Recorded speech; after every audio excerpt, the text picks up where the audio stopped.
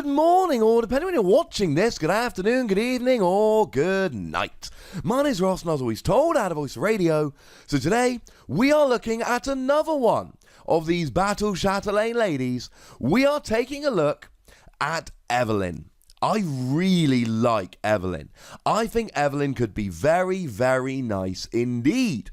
But like all these Battle Chatelaine ladies, you can't just use the effect of the supporter. You can't just play it down whenever you gosh darn well feel like it. No! There are conditions attached. I did use Google Translate for this particular translation and it seemed pretty clear, but before I post this video I will check with the lively David Hochmann just to make sure that I've not made some dumb error, but it does seem pretty clear. And what Evelyn allows you to do here, well, first of all, you can only use it if your opponent has a stage 1 Pokemon in the active. But then you get to draw 4 cards. Just a flat draw 4 cards. And I'll tell you what, ladies and gentlemen, a flat draw 4 cards is actually quite nice. So we've got How at the moment. And How draws you 3 cards. And How is fine, but it's not seeing much play because it's a little bit weak. And I know we're only going from 3 cards up to 4 here, but I've made this point in many, many videos.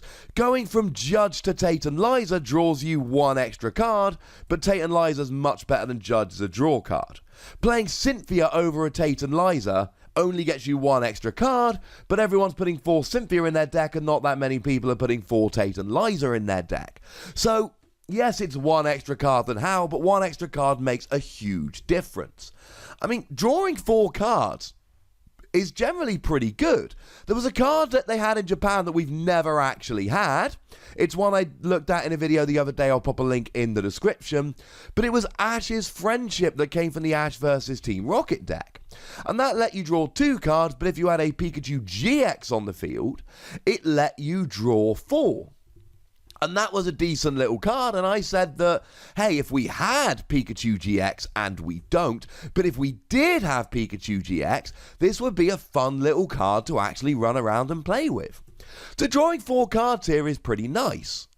The question is whether we're going to use it over our other supporters. So one thing that's seeing quite a lot of play at the moment is TV Reporter.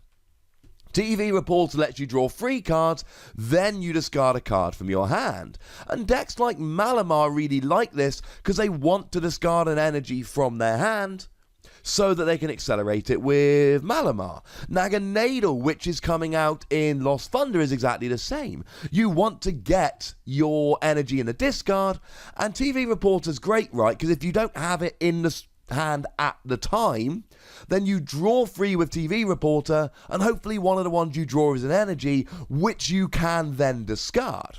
So even though you're drawing 3 cards, the extra effect totally makes it worth it. I mean, we've even seen some people using stuff like Sophocles lately. Sophocles lets you draw 4 cards, but only if you discard 2 cards from your hand. Now again, there will be times when you want to discard 2 cards from your hand, but honestly, even in something like a Malamar deck, how often are you going to have Sophocles in hand at the same time as you have 2 basic energy in hand? I would argue probably not that often. So actually here, it might end up being a little bit of a moot point. So that's why Sophocles doesn't see much play. I mean, if we look at the number 1 draw card at the moment, in terms of pure draw, it's Lily. And Lily on turn 1 is no-brainer. Awesome, draw 2, you've got 8 cards in your hand. So I'm not even going to entertain the idea of this being better than Lily on turn 1. Yeah, it's just not. But after turn 1, Lily draws until you got 4 cards in hand. And I talked about this with Ash's Friendship the other day. If you've got 3 or more cards in hand, then all of a sudden, this is better than Lily. If you've got 2 cards in hand, this is the same as Lily, but bearing in mind there'll be lots of turns where it's better, and the only time Lily becomes better is if you've got 0 or 1 card in hand. Now, that's not to say that that's never going to happen, but that is to say that that is going to be a fairly rare occurrence. So a lot of the time, this is going to be better than Lily, and Lily is seeing a lot of play right now. So actually there is an opening for this. I really like Evelyn here, because drawing 4 cards is good. But we do at this stage need to circle back to that requirement that you can only play this if your opponent has a stage 1 in the active. Now, in the previous video we looked at Memphis, so let's go back to Memphis. There are a lot of stage 1 seeing play. Zoroark is a stage 1, and in a Zoroark deck, Zoroark's going to be in the active, you can draw 4 cards. Lycanroc is seeing an awful lot of play, and Lycanroc's got a great GX attack.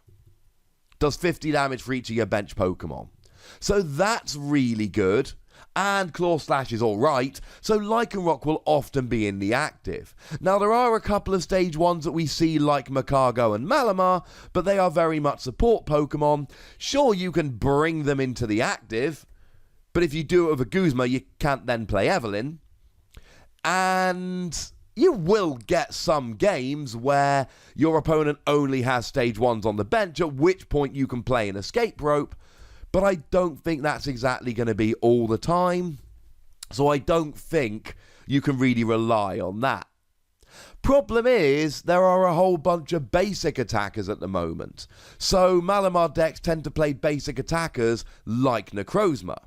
Buzzwole is absolutely everywhere, and Rayquaza is seeing an awful lot of play.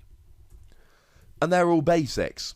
So once again, just like we saw in the previous video when we looked at Dana, there's going to be way too many turns that you just can't play this. And that's going to be very, very upsetting. If you're against a Buzzwole deck, you've got to wait till they attack with Lycanroc, or try and get Lycanroc in the active.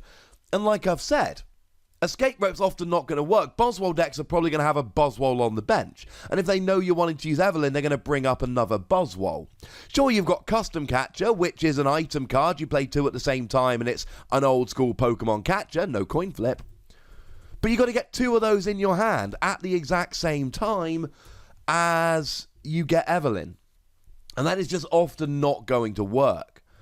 And that's a little bit of a pain right now. I am not loving how easy this is to use. There will be plenty of games where this is just draw 4.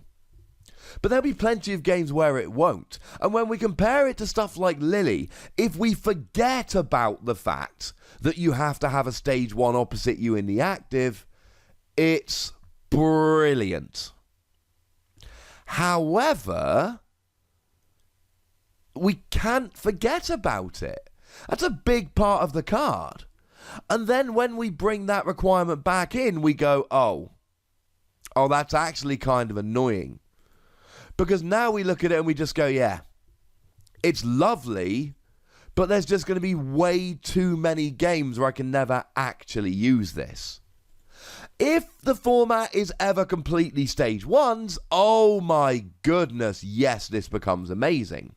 And there's no reason not to play it as kind of a one-off, because Tapu Lele lets you search for any supporter card and put it into your hand. So you can play 1 or 2 of these like you might play 1 Lily to use on turn 1. You could play 1 or 2 of these to use when you drop Tapu Lele. And similarly here, Magcargo lets you search your deck for any card and put it on top of your deck. So you could easily play Magcargo here and then search it out as and when you want it. And let's not forget that we've got Morgan, whereby you can only use it if you discard an Evelyn, a Dana, and a Nita from your hand. But then you get to look at the top 12 cards of your deck and attach as many energy you find there to your Pokemon in any way that you like.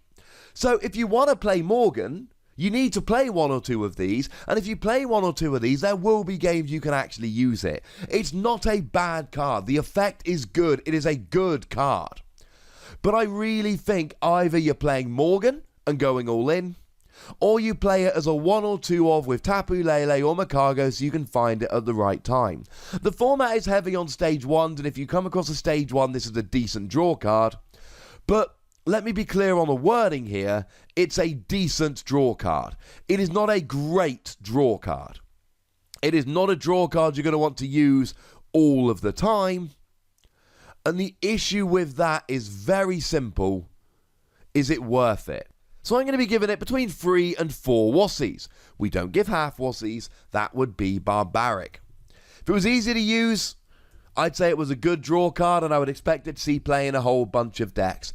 As it is, great with Morgan, decent as a one-off, but not to be relied upon.